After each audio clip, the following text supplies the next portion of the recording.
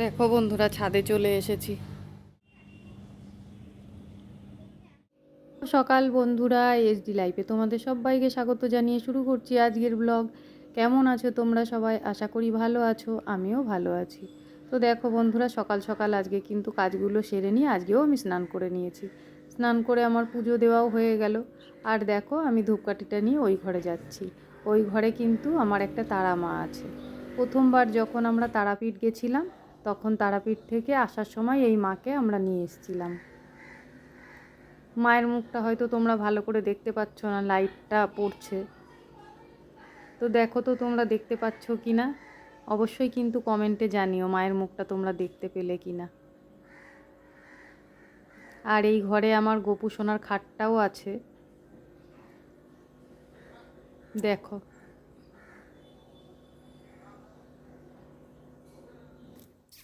তো দেখো, এই যে গোপু সোনার খাট আমি এই রাত্রেবেলায় নিয়ে আসি। রাত্রেবেলায় সন্ধে দেওয়ার পর গোপু সোনার সেবা দিয়ে তারপরে নিয়ে এসে এখানে শয়ন দিই। আবার সকালবেলায় কিন্তু জাগিয়ে আবার ওই ঘরে নিয়ে যাই। তো চলো, পুজো দিয়ে আমার হয়ে গেছে। এবার দেখো, বাজারে বেরিয়ে গেছি আমি। তো আজকে বাজারে যাওয়ার একটাই কারণ, সেটা হচ্ছে পরপর 3 দিন নিরামিষ চলেছে, আবার কাল উপোস করব। সেই কারণে ভাবলাম আজকে তাহলে একটু মাছই নিয়ে আসি। আর এদিকে দেখো, এ কি সুন্দর ঘুমাচ্ছে, আর ঘুমানোর জায়গাটা কি সুন্দর। তো ওই মাছটুকু আনতেই আমি বাজারে যাচ্ছি, আর কিছু সেরকম আনার ইচ্ছা নেই।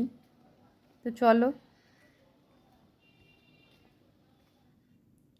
তো বন্ধুরা দেখো, বাজার থেকে আমি চলে এসেছি। এসে এইখানে দেখো, থোড় এনেছি 2টো।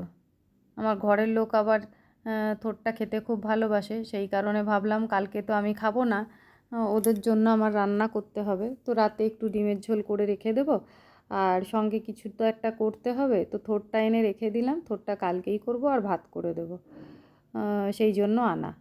আর ওই একটা লঙ্কার গুঁড়োর প্যাকেট, আর এই যে কেকটা দেখতে পাচ্ছ, এটা কিন্তু আমি আমার জন্য নিয়ে এসেছি। এখন এই কেকটাই আমি খাবো, কেননা কাজকর্ম সব সেরে বাজারে গেলে না, আমি সকালে আর টিফিন করার সময়টা পাই না, জানো তো। সেই কারণে হালকার মধ্যে একটু টিফিন করব, কেননা টিফিনটা করতে অনেকটা বেলা হয়ে গেল। এরপরে আবার দুপুরবেলায় খেতে বসলে পরে আর খাওয়া যাবে না। তো সেই জন্য কেকটাই খাবো আমি। আর ছেলের জন্য দেখো, আমি ম্যাগি এনে রেখেছি, ওকে ম্যাগিটা করে দেবো। আর এদিকে দেখো, মাছটা, রুই মাছ এনেছি। তো মাছটা ঢেলে নিলাম। আজ আর সেরকম কিছু করব না, এই মাছের ঝোলটা করব, আর কালকের একটু ডাল আছে, ওই দিয়েই দুপুরবেলায় হয়ে যাবে। বেশি কিছু করলে আবার জানো তো নষ্ট হয়, থেকে যায়। সেই জন্য শুধু মাছের ঝোলটা করব, আর ডাল তো আছেই। তো দেখো, এখানে মাছটা আমি ভালো করে ধুয়ে পরিষ্কার করে নুন হলুদ মাখিয়ে নিয়েছি। আর এদিকে তেলটাও গরম হয়ে গেছে কড়াইতে। মাছগুলো এবার দিয়ে দেবো, ভেজে নিই। তো বন্ধুরা দেখো, এই যে সকাল সকাল যেদিন আমি বাজারে যাই, বাজারে গেলে না পুরো 1 ঘন্টা লেগে যায় বাজার করে। মানে যদি মাছ আনি, এই তো আজকে কাটা মাছ এনেছি, এটা কাটতে তো বেশি সময় লাগে না। যদি ছোট মাছ আনি, ছোট মাছ আবার কেটে আনতে হয়, জানো তো। তাহলে আমাকে পুরো 1 ঘন্টা ধরে তারপরে বাজারে যেতে হয়। আর 1 ঘন্টা মানে বুঝতে পারছো ঘরে কতগুলো কাজ হয়ে যায়। এখন কি করব, করার কিছু নেই, করতেই হবে।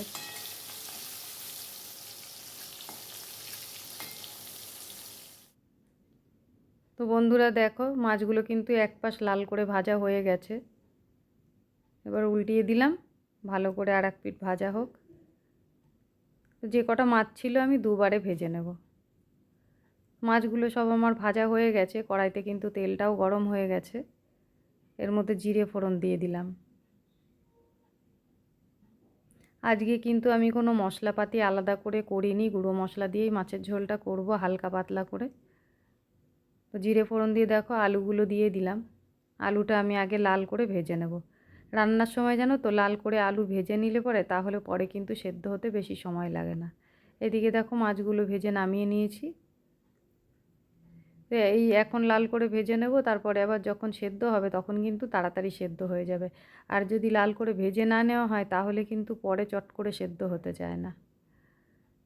তো দেখো বন্ধুরা, পেঁয়াজ দিয়ে দিলাম, কাঁচা লঙ্কাও আমি চিড়ে দিয়ে দিয়েছি, একটু টমেটোও কেটে দিয়েছি। দিয়ে এইবার একটা বাটিতে আমি একটু মশলা রেখে দিয়েছি ভিজিয়ে। ওই মশলাটার মধ্যে শুধু একটু জিরের গুঁড়ো আছে আর অল্প একটু লঙ্কার গুঁড়ো দিয়ে কালারের জন্য দিয়ে আমি ভিজিয়ে রেখে দিয়েছি। আর এদিকে দেখো নুন হলুদ দিয়ে দিয়েছি। একটু ভালো করে কষিয়ে নিয়ে তারপরে মশলাটা দেব।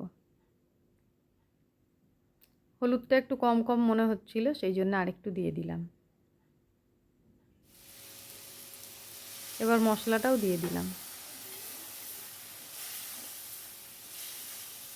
মশলাটা একটু ভালো করে কষিয়ে নিই। তো বন্ধুরা দেখো, মশলা কিন্তু কষানো হয়ে গেছে। আমি এর মধ্যে একটুখানি জল দিয়েও দিয়েছি। এবার পুরোটাই দিয়ে দিলাম। মাছের ঝোলটা আমার এক বেলারই রান্না হচ্ছে, আর সেরকম মশলাপাতি কিছু দিইনি, একটু পাতলা করেই করছি। ঝোলটা এদিকে ফুটে গেছে, এবার মাছগুলো দিয়ে দেবো।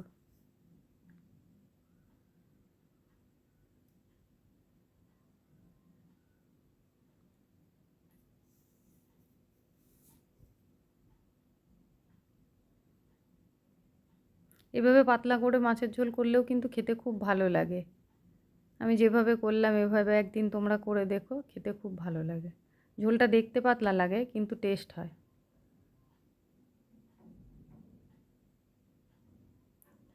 তো রেডি আমার মাছের ঝোল। রান্না তো আমার হয়ে গেল। আর আজকে যেহেতু সকালবেলায় স্নান হয়ে গেছে, কোনো চিন্তা নেই। আর ওদিকে ঘরের লোক চলেও এসেছে। আজকে একটু তাড়াতাড়িই এসছে। এবার গরম গরমই এখন গিয়ে খেতে দিয়ে দেব। আর তোমরা তো জানোই আমি একা খেতে আমার খুব বিরক্ত লাগে, সেই জন্য আমিও খেয়ে নেব। ছেলেটাও সকালবেলায় আজকে টিফিন করেনি, ওর জন্য ম্যাগি এনে রেখেছিলাম, ম্যাগিটা রাখাই আছে, সেই জন্য ওকেও এখন খেতে দিয়ে দেবো। আর এদিকে দেখো, মাছের ঝোল তো হয়েই গেছে, আর ডালটাও আমি গরম করে রেখেছি। তো চলো। তো বন্ধুরা, আজকে তো আর খাওয়া দাওয়ার ভিডিও করতে পারিনি, তোমাদের তো বললামই ও আজকে একটু তাড়াতাড়ি চলে এসেছে, সেই কারণে আর খাওয়ার সময় আর ভিডিওটা করা হয়নি। তো খাওয়া দাওয়ার পর দেখো কিছুক্ষণ পরেই যে ছাদে চলে এসেছি, বৃষ্টি হয়েছে দেখেছো, জল জমে রয়েছে, খেয়াল করেছো হয়তো। আসলে আমি জামা কাপড়গুলো তো যখন স্নান করেছি, স্নান করে পুজো দিতে বসে গেছিলাম, তারপরে চিন্তা করলাম পরে গিয়ে মেলবো। এবার দুপুরবেলায় খাওয়া দাওয়ার পর যখন জামা কাপড়গুলো আমি মেলতে আসবো, সেই সময় জোরে বৃষ্টি নেমে গেল। ওর বাবাও বেরিয়ে গেল আর বৃষ্টিটাও নেমে গেল। তো তখন আর মেলতে আসা হয়নি। আবার দেখো বিকেলবেলায় এখন একটুখানি বৃষ্টিটা কমেছে, এবার আমি জামা কাপড়গুলো মেলতে এসেছি।